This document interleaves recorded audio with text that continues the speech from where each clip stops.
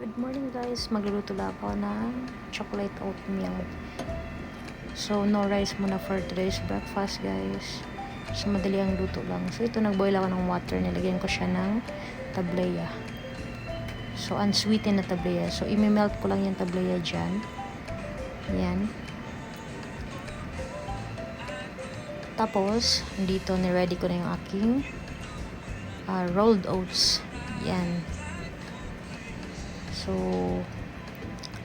habang pinapa-melt ko na yung tableya, so, pwede na natin ilagay yung oatmeal kasi mabilis lang naman siyang maluto. So, sakto lang din na ma-melt talaga fully ang ating tableya. So, yan. Haluin lang natin.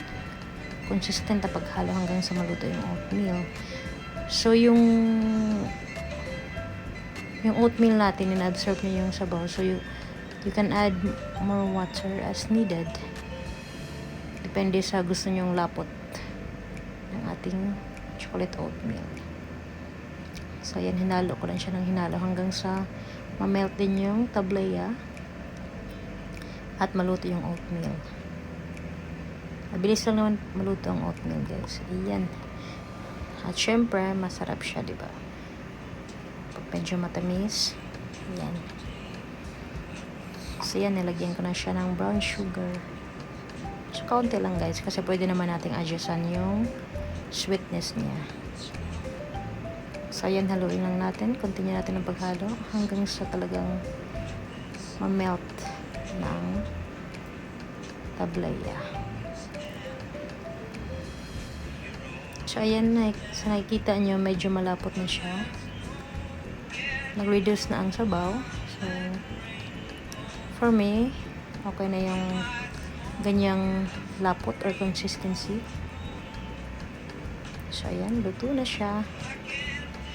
At syempre, pwede na siyang hainin at kainin. Yan. So, ito guys, comforting siya kainin for breakfast. Kung yung tipong bored ka na kumain ng rice.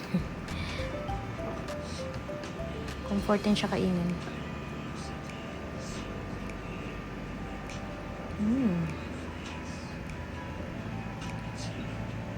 So, we can add milk para lalong talagang masarap. Let's eat!